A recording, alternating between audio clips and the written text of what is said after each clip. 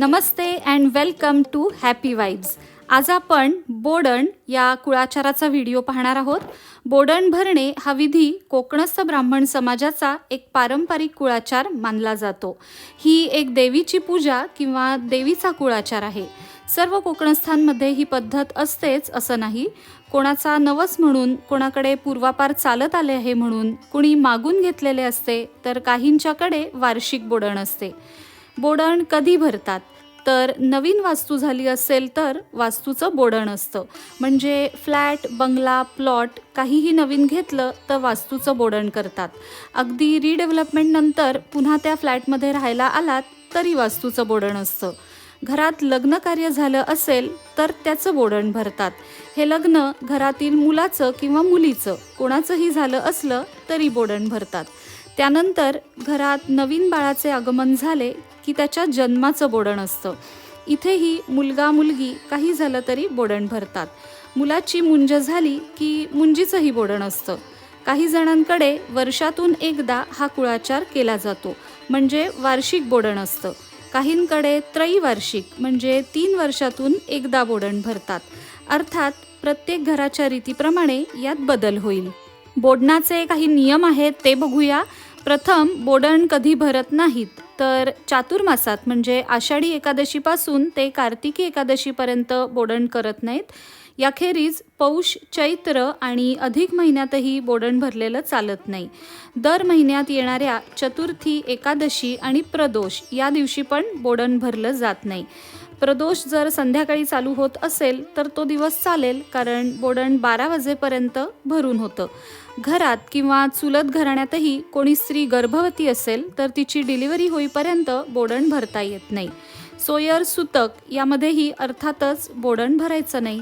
हे सर्व बघून शुभ दिवशी मंगळवार, शुक्रवार आणि रविवारी बोडण भरता येतं। एका वेळी 1, 2 किंवा 4 बोडणं एकत्र भरता येतात। 3 बोडणं एकत्र भरत नाहीत, पण शक्यतो एवढी बोडणं साठवून ठेवू नयेत। 1 किंवा जास्तीत जास्त 2 बोडणंच एकत्र करावीत। समजा 1 बोडण असेल तर घरची 1 सवाष्ण, बाकीच्या 3 सवाष्णी आणि 1 कुमारिका अशा 5 जणी बोडण कालवायला बसतात। 2 बोडणं एकत्र असतील तरीही कालवताना 1च बोडण कालवायचं, म्हणजे याच प्रकारे 5 जणी कालवायला बसणार आणि दुसऱ्या बोडणाच्या 3 सवाष्णी आणि 1 कुमारिका यांना जेवायला धरायचं। बऱ्याच ठिकाणी 2 बोडणं असतील तर दोन्हीही कुमारिकांना कालवायला बसवतात। तुमच्याकडे जशी पद्धत असेल त्याप्रमाणे करू शकता। बोडणासाठी कुमारिका ही 5 ते 10 वर्षांपर्यंतची हवी। आई मुलगी, सासू सून, जावा जावा, बहिणी बहिणी या एका बोडणासाठी एकत्र कालवायला बसू शकत नाहीत। 2 वेगवेगळ्या बोडणांना त्यांना धरलं तरी चालू शकतं। कुमारिका ही घरातली चालत नाही, कारण तिची आई जर बोडण कालवायला बसणार असेल तर बाहेरचीच कुमारिका बोलवावी। मावशी आणि भाची, नणंद आणि भाऊजय एकत्र कालवायला बसल्या तरी चालतात। सगोत्र आणि सख्ख नातं हे चालत नाही। बोडणाला पूर्णावरणाचा म्हणजे पुरणपोळीचाच स्वयंपाक असतो। बोडण हे दुपारी 12 वाजायच्या आत भरून झालं पाहिजे। बोडणासाठी येणाऱ्या सवाष्णी आणि कुमारिकांनी आपल्याबरोबर पंचामृतातला एखादा पदार्थ आणायचा असतो, म्हणजे दुधाची पिशवी किंवा मधाची छोटी बाटली, साखर असं आणू शकता आणि त्यांनी आणलेले पदार्थही बोडण कालवताना त्यात घालायचे। तर आता काय काय तयारी करून ठेवायची आहे हे आपण बघूया। सगळ्यात आधी तुळशीचं रोप लागेल आपल्याला, जे घरोघरी असतंच, कारण बोडणाची सुरुवात ही आपल्याला तुळशीच्या पूजेने करायची असते। यानंतर सवाष्णींचे आणि कुमारिकांचे पाय धुण्याकरता साहित्य तयार ठेवायचे आहे। तर मी काय करणार आहे, एक मोठी परात घेणार आहे, त्यामध्ये मी एक सवाष्णीला आणि कुमारिकेला उभं करणार आहे आणि मग तिचे पाय धुणार आहे। हे सगळं आपल्याला घराच्या दाराच्या बाहेर तुळशीजवळ करायचं आहे। तिथे ओलं किंवा चिकट होऊ नये म्हणून मी ही परात वापरणार आहे। त्यांचे पाय आपल्याला दूध आणि पाण्याने धुवायचे आहेत। त्यासाठी कोमट पाणी आणि दूध घ्यायचं आहे। पाय पुसायला एक नॅपकिन ठेवायचा आहे। हळद कुंकू लावायचं आहे त्यांना, त्यामुळे ते ठेवायचं आहे आणि पावलांवर कुंकवाचं स्वस्तिक काढायचं आहे। त्यासाठी कुंकू ओलं करून ठेवायचं आहे आणि ज्वेलरकडे असा स्वस्तिकाचा छाप मिळतो, तो वापरता येईल, म्हणजे एकतर पटापट काढून होतं आणि छान येतं स्वस्तिक एकदम। हा छाप उपलब्ध नसेल तर मग बोटांनी काढायचं, काहीच प्रॉब्लेम नाही। यानंतर एक लाकडी पाट लागणार आहे आपल्याला, ज्याच्यावर परात ठेवणार आहोत आपण बोडण कालवताना. आणि बोडण कालवण्याची जी मोठी परात असते ती लागेल. ही कथील किंवा पितळी जी उपलब्ध असेल ती वापरू शकता. दोन्हीपैकी कुठलीच नसेल, परगावी किंवा परदेशात राहत असाल तर मग जी उपलब्ध असेल ती वापरायची, कारण शेवटी भावना जास्त महत्त्वाची आहे. नंतर बोडणाच्या रांगोळीचा छाप असेल तर बरं पडतं. माझ्याकडे हा असा छाप आहे. अतिशय सुंदर रांगोळी येते यांनी आणि अक्षरशः 1 ते 2 मिनिटात काढून होते. आजकाल स्टिकर पण मिळतो या रांगोळीचा, किंवा कापडावर भरतकाम केलेली किंवा मोत्याची रांगोळी पण मिळते. तुम्हाला जे उपलब्ध असेल आणि आवडेल ते वापरू शकता, किंवा हाताने काढली तर मग प्रश्नच नाही. यानंतर 5 सिंगल बसकरं लागतील आपल्याला. 4 सवाष्णी आणि 1 कुमारिका बोडण कालवणार त्यांना बसायला. खरं तर या खूप छोट्याशा गोष्टी आहेत, पण बऱ्याचदा आपण त्या विसरतो आणि मग आयत्या वेळी गडबड होऊ नये म्हणून मी जरा डिटेलमध्ये सांगते. सवाष्णी आणि कुमारिका घरात आल्यावर त्यांचं औक्षण करायचं असतं. त्यासाठी औक्षणाचं साहित्य तयार ठेवायचं आहे. मी ही सगळी तयारी शक्यतो आदल्या दिवशी रात्रीच करून ठेवते. मग सकाळी अजिबात गडबड होत नाही आणि अगदी शांतपणे आरामात 12 वाजायच्या आत बोडण भरून होतं. पुढची तयारी म्हणजे पूजेसाठी फुलं, सगळ्यांसाठी गजरे, देवीला घालायला कापसाचे वस्त्र आणि 4 ते 5 विड्याची पाने. विड्याच्या पानांचं काय करायचं हे पूजेच्या वेळेला बघूया. आता ओट्या तयार करून ठेवायच्यात. सवाष्णी आणि कुमारिकांची पहिली ओटी ही गव्हाची भरायची असते आणि बोडण झाल्यावर, जेवणं झाल्यावर तांदूळाची ओटी भरायची असते. तर गव्हाच्या ओटीत गहू, खोबऱ्याचा तुकडा, पैसा आणि सुपारी याप्रमाणे या ओट्या तयार करून ठेवायच्यात. आता तांदूळाच्याही ओट्या तयार करायच्या आहेत. यामध्ये खोबरं ठेवायची गरज नाही, कारण ही ओटी आपण नारळाबरोबर भरणार आहे. त्यामुळे तांदूळ, पैसा आणि सुपारी याप्रमाणे या ओट्या तयार ठेवायच्या आहेत. ओटी घेण्यासाठी नॅपकिन्स आणलेत मी. कापड किंवा खण ऐच्छिक काहीही देऊ शकता. माझी 2 बोडणं एकत्र आहेत, त्यामुळे मी सोडून बाकीच्या 6 सवाष्णी आणि 2 कुमारिका अशा ओट्या तर लागणारच आहेत. पण मी 2 सवाष्णी आणि 1 कुमारिका नेहमी एक्स्ट्रा बोलवून ठेवते, कारण आयत्या वेळी कोणाला काही अडचण येऊ शकते. आणि जितक्या जणींची ओटी भरू तितकं छानच आहे. घरात हजर असणाऱ्या सर्व महिला, आपल्याकडे कामाला येणाऱ्या मदतनीस, सर्वांच्याच ओट्या मी त्या दिवशी भरते. त्यामुळे थोड्या जास्त ओट्या केल्यात. सवाष्णींना देण्यासाठी मी या बेडशीट्स आणल्या आहेत. काहीतरी छोटीशी भेटवस्तू द्यावी असं मनात होतं. प्रत्येकाने यथाशक्ती हे करावं. वस्तू द्यायलाच पाहिजे असं अजिबात नाही, ऐच्छिक आहे. यानंतर महत्त्वाची वस्तू म्हणजे नारळ. ओटीसाठी नारळ आणून ठेवायचे. हळद, कुंकू, अत्तरदाणी, गुलाबदाणी हेही तयार ठेवायचं आहे. बोडणामध्ये कुमारिकेला अतिशय महत्त्व आहे, त्यामुळे कुमारिकांना द्यायला परकर पोलकं किंवा फ्रॉक शिवता येईल असं खणाचं कापड मी आणलं आहे.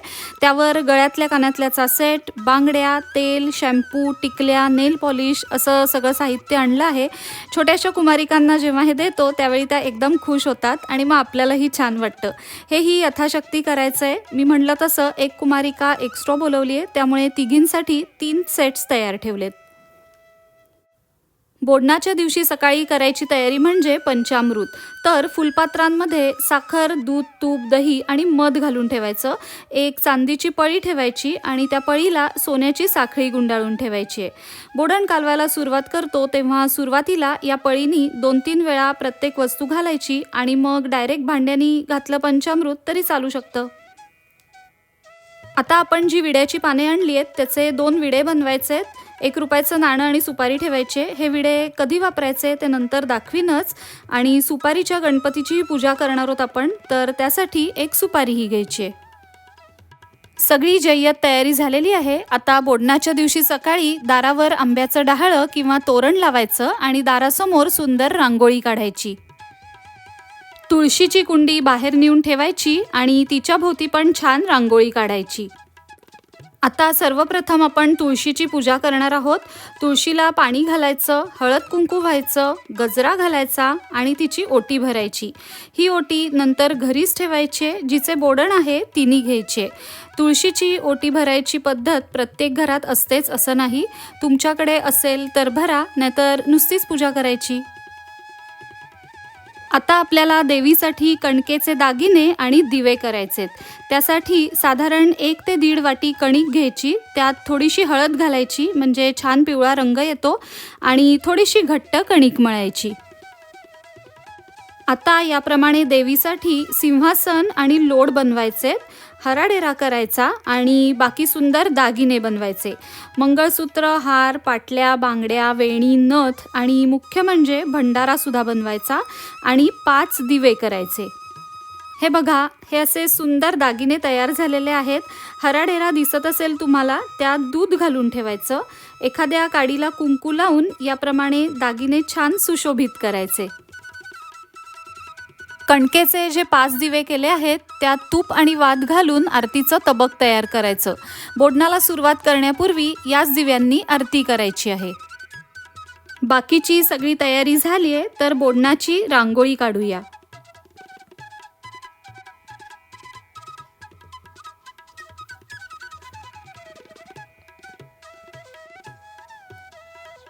मस्त सुंदर रांगोळी आली आहे. आता या रांगोळीवर पाट ठेवायचा आणि पाटावर परात ठेवायची.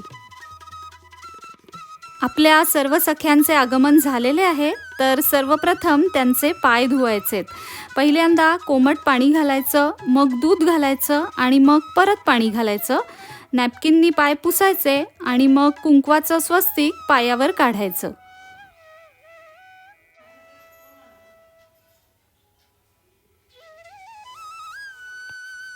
हळद कुंकू लावायचं, गव्हाची ओटी देऊन नमस्कार करून त्यांना घरात आणायचं. सर्व सवाष्णी आणि कुमारिकांचं याच पद्धतीने स्वागत करायचं.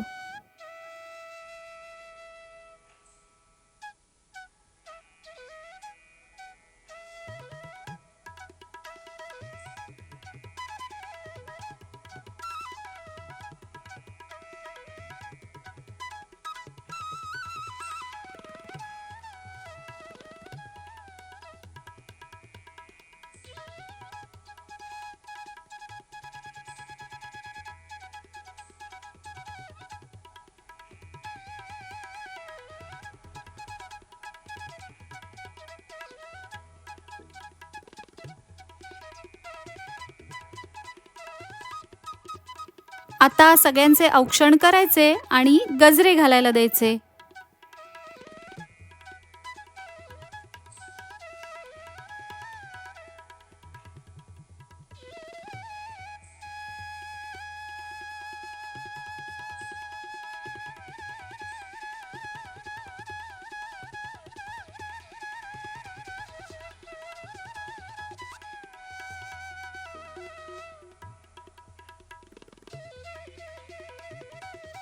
आता बोडण भरायला सुरुवात करायची आहे. देवाला आणि घरातील मोठ्या व्यक्तींना नमस्कार करायचा.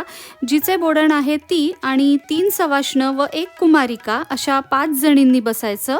जिचे बोडण आहे तिचे तोंड पूर्व दिशेला आले पाहिजे आणि तिच्या उजव्या हाताला कुमारिकेला बसवायचे. बऱ्याच ठिकाणी 2 बोडणं असतील तर 2 कुमारिका कालवायला बसतात. तुमच्या घरी जशी पद्धत असेल तसं करू शकता. यानंतर आपण जे 2 विडे केलेत त्यातील एक विडा देवघरात देवासमोर व अन्नपूर्णा देवीसमोर ठेवायचा. नमस्कार व प्रार्थना करून आपण कोणत्या कार्याचे बोडण भरत आहोत हे सांगायचे आणि अन्नपूर्णा देवीची मूर्ती ताम्हणात काढून बोडणाच्या जागी आणायची. आता सर्वप्रथम सुपारीच्या गणपतीची पूजा करायची आहे. परातीत एका बाजूला अक्षता घालायच्या, त्याच्यावर सुपारीचा गणपती ठेवायचा. अष्टगंध, हळद कुंकू, अक्षता आणि फुलं वाहून त्याची पूजा करायची. गुळ खोबऱ्याचा नैवेद्य दाखवायचा आणि बोडणाचा कुलाचार निर्विघ्नपणे पार पाडण्याची प्रार्थना करायची. आता अन्नपूर्णा देवीची पूजा करायची. पहिल्यांदा शुद्ध स्नान घालायचं, मग फुलाला पंचामृत लावून त्याचं स्नान घालायचं आणि मग पुन्हा शुद्ध स्नान घालायचं. आता परातीत मध्यभागी थोड्याशा अक्षता ठेवायच्यात, त्याच्यावरती सिंहासन आणि लोड ठेवायचेत आणि त्यावर अन्नपूर्णा मातेला बसवायचं आहे. हळद कुंकू अक्षता व्हायच्या, अत्तर लावायचं आणि गजरा घालायचा आणि नंतर कणकेचे दागिने अर्पण करायचे. प्रत्येक सवाष्ण आणि कुमारिकेनी अन्नपूर्णेला एक एक दागिना घालायचा, भंडारा व्हायचा आणि मूर्तीच्या शेजारी दुधाने भरलेला हराडेरा ठेवायचा. यानंतर केळीच्या पानांवर 5 नैवेद्य तयार करायचे आहेत. बोडणाला पुरणपोळीचाच स्वयंपाक लागतो, अर्थातच कांदा लसूण विरहित. अशा छोट्या आकाराच्या 5 पुरणपोळ्या करायच्या आहेत. त्याच्यावर जो काही नैवेद्य केला असेल म्हणजे कटाची आमटी, बटाटा भाजी, चिंच गुळाचे पंचामृत, चटणी, कोशिंबीर, भजी, लिंबाची फोड, एक वरण भाताची आणि एक दही भाताची मूद असा सर्व नैवेद्य ठेवायचा आहे आणि वर तूप वाढायचं आहे. पाण्याने 5 चौकोनी मंडलं करायची आहेत आणि त्यावर हे 5 नैवेद्य ठेवायचे आहेत. प्रत्येकीने आपापल्या पानाचा नैवेद्य दाखवायचा आहे. काही जणांकडे 2 बोडणांचे 5 नैवेद्य ठेवतात आणि काहींच्याकडे 10 जणींचे 10 नैवेद्य ठेवतात. तुमच्याकडे जशी प्रथा असेल तसे करावे. कापूस वस्त्र व्हायचे राहिले होते ते आत्ता मी अर्पण केले आहे. आता जो दुसरा विडा आहे तो देवीसमोर ठेवायचा आहे. बोडण कालवायला सुरुवात करण्यापूर्वी सर्वांनी मिळून आरती करायची आहे. पहिल्यांदा गणपतीची आरती, मग योगेश्वरी देवीची, मग बोडणाची जी खास आरती असते ती करायची आहे आणि 3 करायच्या नाहीत म्हणून मग अन्नपूर्णा देवीची एक करायची किंवा देवीची कोणतीही आरती करू शकता. या सर्व आरत्यांचे फोटो मी शेवटी देणार आहे. बोडणाच्या 2 आरत्या आहेत. तुम्हाला जी येत असेल किंवा आवडेल ती करू शकता. सर्वांगी सुंदर विशेंदुराची, कंठी झळके माळ मुक्ता फळांची. जय देव जय देव जय मंगलमूर्ती. व्यापक सकळा देवी अनंत गुण भरिले, नीळकंठो वाळू कैवल्य माते. जय देवी जय योगेश्वरी, महिमा न कळे तुझा म्हणिता थोरी. जय देवी जय देवी.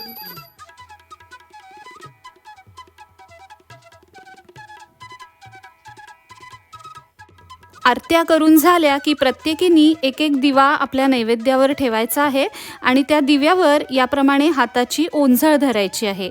घरातील इतर स्त्रियांनी ओंजळीमध्ये दूध घालायचं आहे आणि त्या दुधाने हे दिवे शांत करायचे आहेत. आणि आता बोडण कालवायचं. सुरुवातीला पंचामृतातील प्रत्येक वस्तू पळीनी घालायची आणि नंतर कुमारिकेला विचारायचं काय हवं आहे. ती पंचामृतातील जी वस्तू मागेल ती घालायची. देवीला पंचामृतात नाहू घालायचं. कुमारिकेला विचारायचे उदंड आहे ना, आणि तिला उदंड उदंड असं म्हणायला सांगायचं.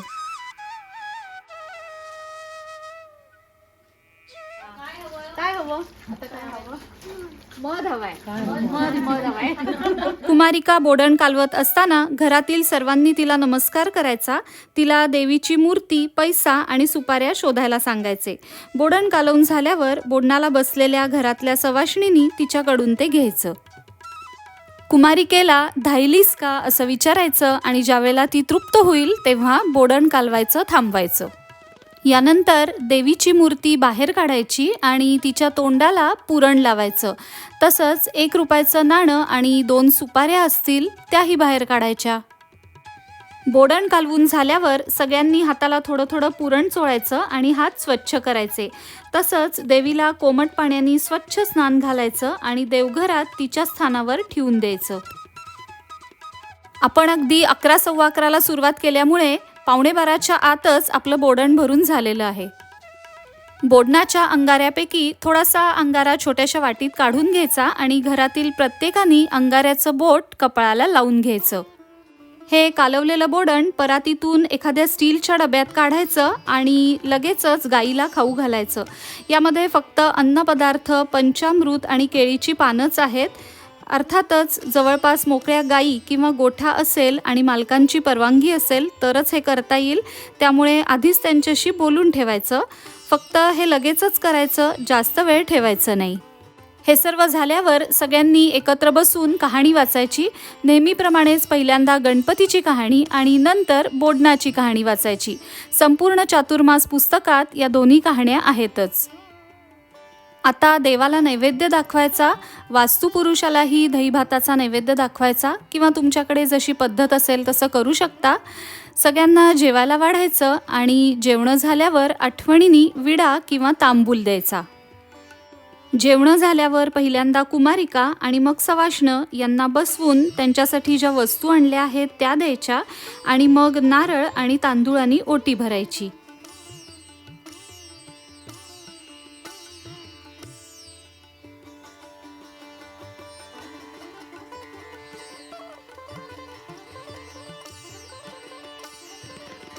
श्री योगेश्वरी देवीची एक आरती, बोडणाच्या 2 आरत्या आणि अन्नपूर्णा मातेची आरती या सर्व आरत्या स्क्रीनवर आहेत, तसेच त्या डिस्क्रिप्शन बॉक्समध्येही तुम्हाला मिळतील. परमेश्वर कृपेने आपला बोडणाचा हा कुलाचार निर्विघ्नपणे पार पडला आहे. तुम्हाला हा व्हिडिओ कसा वाटला ते कमेंट बॉक्समध्ये नक्की सांगा. खूप डिटेल गोष्टी दाखवायचा प्रयत्न केला आहे. व्हिडिओ आवडला असेल तर लाईक करा आणि जास्तीत जास्त हा व्हिडिओ शेअर करा, म्हणजे अनेकांना याचा उपयोग होईल. चॅनललाही नक्की सबस्क्राईब करा, कारण असेच वैविध्यपूर्ण आणि उपयोगी व्हिडिओ तुम्हाला बघायला मिळतील. आयुष्यातील छोट्या मोठ्या आनंदी गोष्टी बघण्यासाठी पाहत रहा हॅपी वाइब्स.